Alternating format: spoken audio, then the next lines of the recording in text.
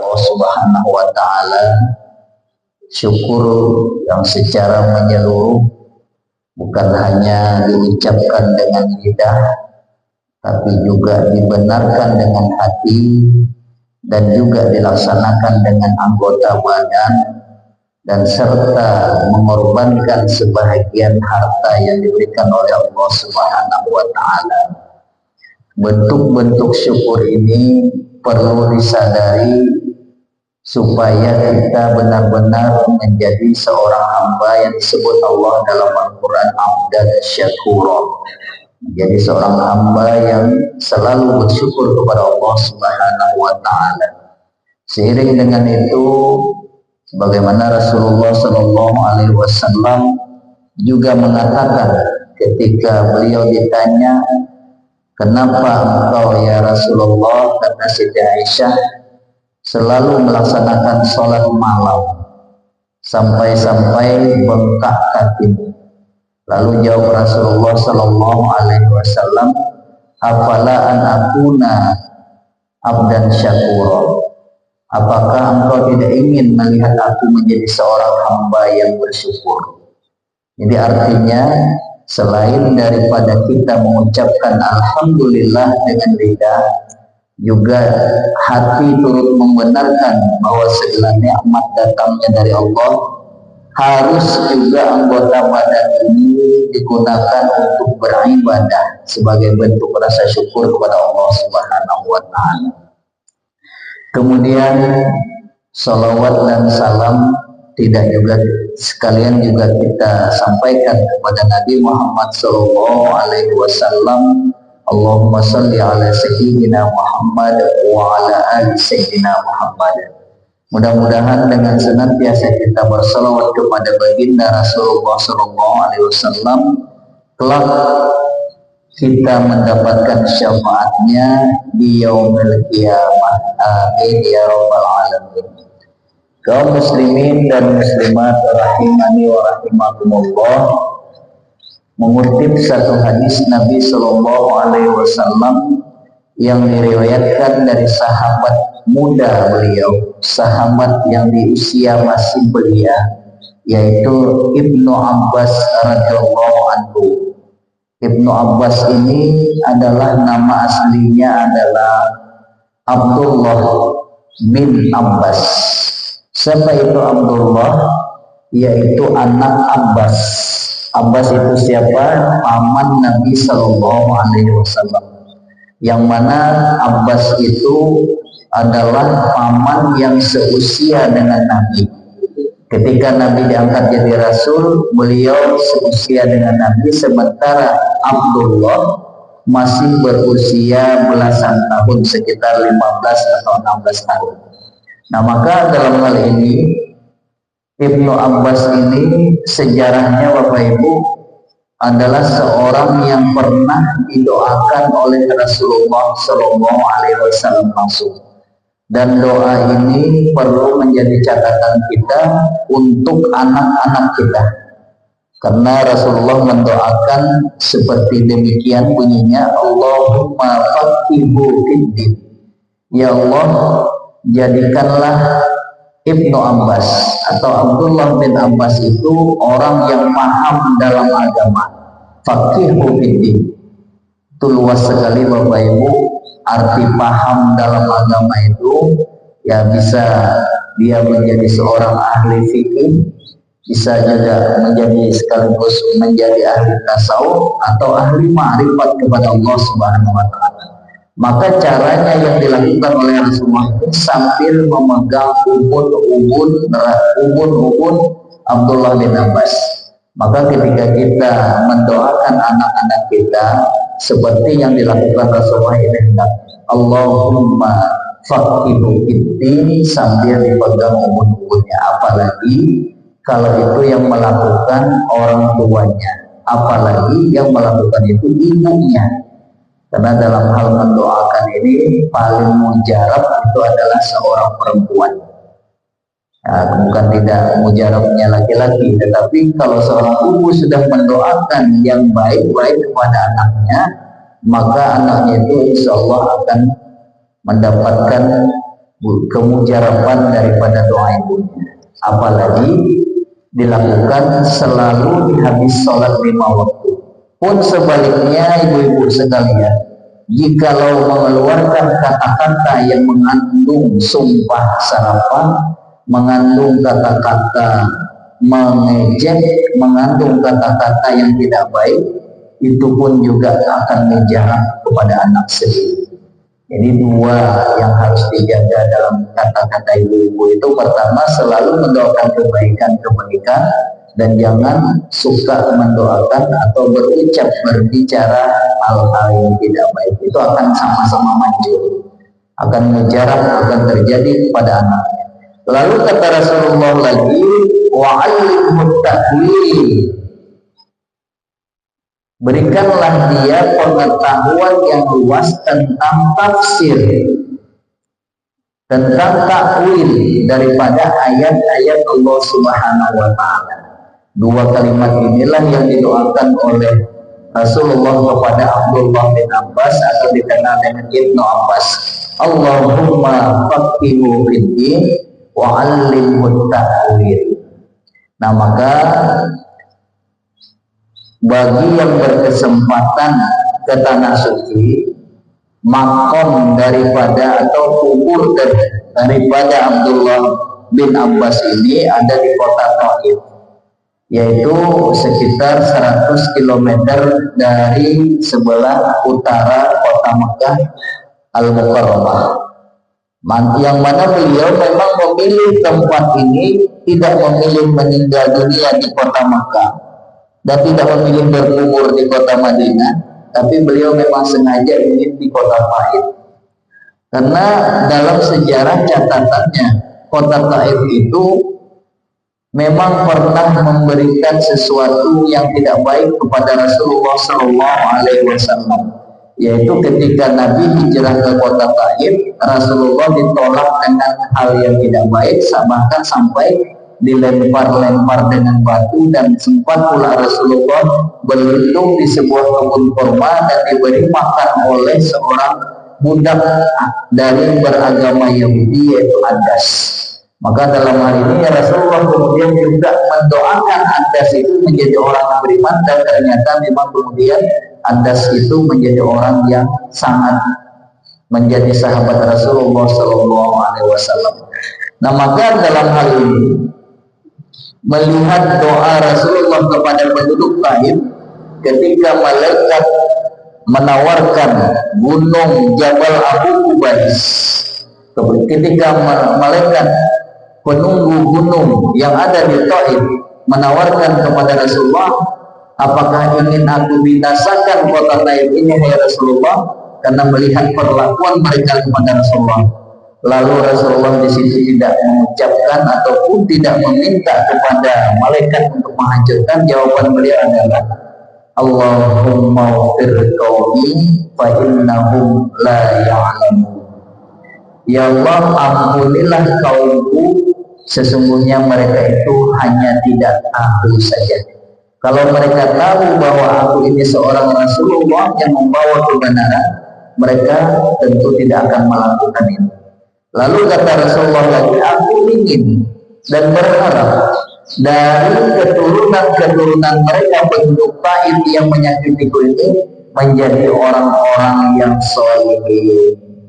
Nah, itu diantaranya menyebabkan Abdullah bin Abbas ingin meninggal dunia di kota Taif, karena kota Taif itu sudah didoakan Rasulullah, walaupun takdir datuknya itu orang-orang yang pernah menyakiti Rasulullah, tapi memang ditakdirkan Allah di kota Taif itu banyak mencetak ulama-ulama yang soleh-soleh.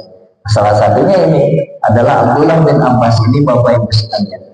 Kemudian dari riwayat beliau, satu hadis Nabi Shallallahu Alaihi Wasallam disebutkan, kuntu khalfan Nabi Shallallahu Alaihi Wasallam, adalah suatu hari aku di belakang Nabi Shallallahu Alaihi Wasallam, karena beliau ini sahabat muda, selalu mengikuti Nabi dan berada di belakang Nabi Shallallahu Alaihi Wasallam. Begitu biasa kebiasaan para santri yang ikut dengan gurunya itu di belakang, Seperti itu.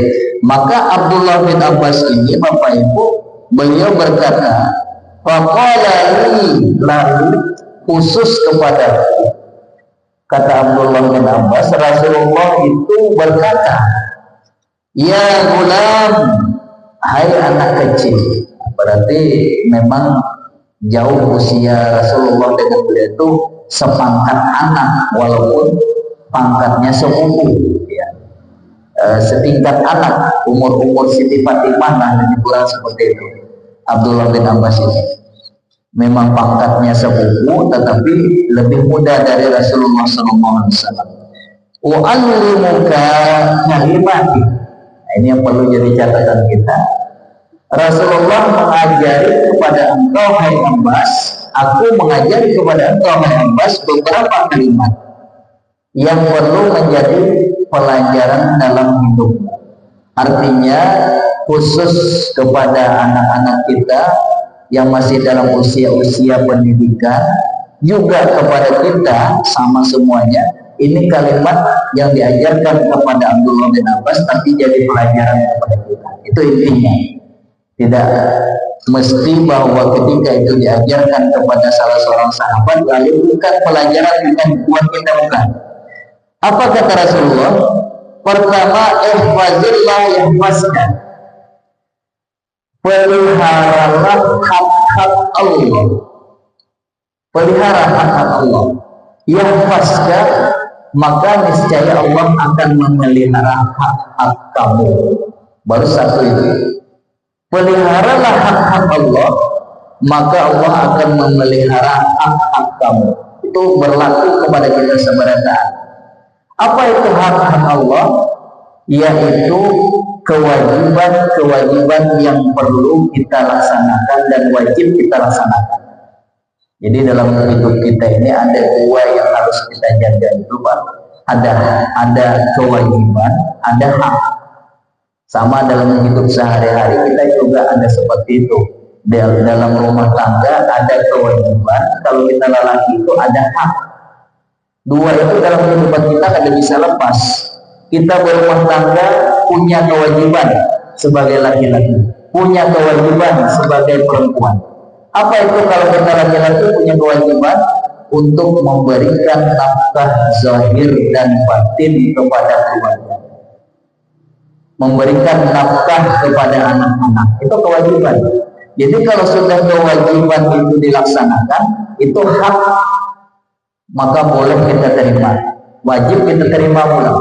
Sama kalau kita kerja di perusahaan, kita sudah bekerja, itu ada hak yang akan didapat, yaitu gaji atau hak barang. Kewajiban kita apa? Bekerja. Sama dengan Allah ini, kita bekerja dulu, baru menerima hak. Maka Allah pun mengatakan dalam surat Al-Fatihah, itu jelas sekali kepada kita, Bapak Ibu, jangan minta hak dulu, tapi kewajiban jadi dahulu. Apa kata Allah? Iyyaka na'budu, kepada Engkaulah kami menyembah. Dahulu kewajiban kita. Hanya setelah itu iyyaka nasta'in, hanya minta gaji, minta pertolongan, minta upah. Nah, jadi ini kepelajaran kita dalam kehidupan. Kalau mau ambil upah, begawe dulu, jangan upah diambil dulu. Biasanya upah diambil dulu, gawian kan bakal kalah gitu, percaya. Sudah kebiasaan kita itu, baik yang mengambil upah menabas, mengambil upah berulang rumah, bertukang, mengambil upah segala macam. Bila betul upah diambil, insya Allah gawian paling separuh lagi tinggalkannya. Nah, jadi oleh sebab itu ini pelajaran. Kita lebih dulukan bekerja. Bekerja dulu. Al-Quran aja menyebutkan seperti itu, Al-Fatihah. Iya karena dulu selesaikan dulu sesembahanmu, selesaikan dulu kewajibanmu, sembahyangmu, puasamu dan sebagainya, baru minta iya karena setahun.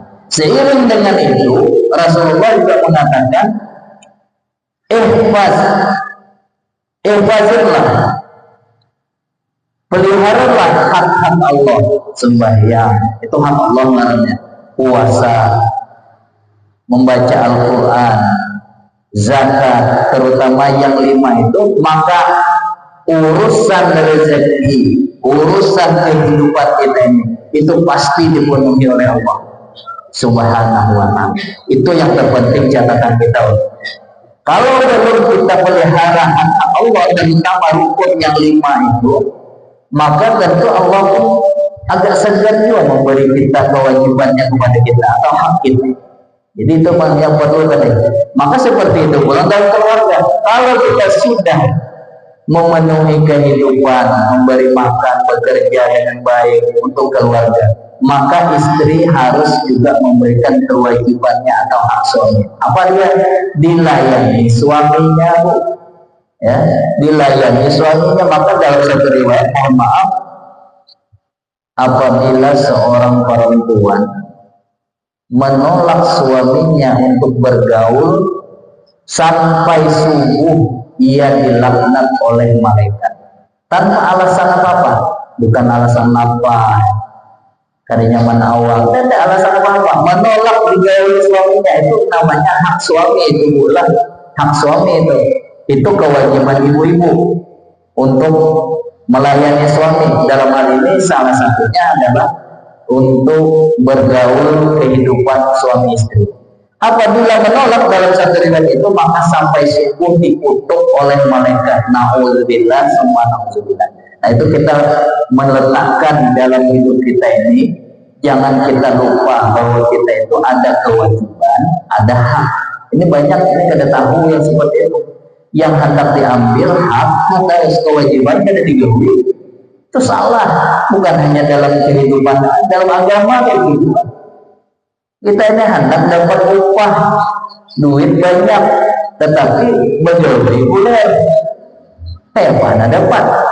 Jadi kita seimbangkan antara hak dengan kewajiban. Ini kata Rasulullah kepada Ibnu Abbas, ihfazillah, peliharalah hak-hak Allah, yahfazkan, niscaya Allah akan memelihara hak-hak kamu.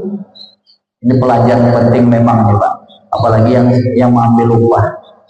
Yang mengambil upah ini apabila kadang menyelesaikan kewajibannya, jangan sekali-kali mengambil hak yang bukan hak kita. Itu tadi yang ulun bayangkan tadi. Kalau sudah mengambil berdulu, habis sudah upah itu, mohon maaf, umpamanya tukang, umpamanya habis upahnya itu sudah diambil 10 juta umpamanya, gawian masih separuh, itu pasti menguliat ya 2.000, percaya? Karena upah yang dibayarkan itu gak ada lagi. Kenapa salahnya kita mengambil upah dulu?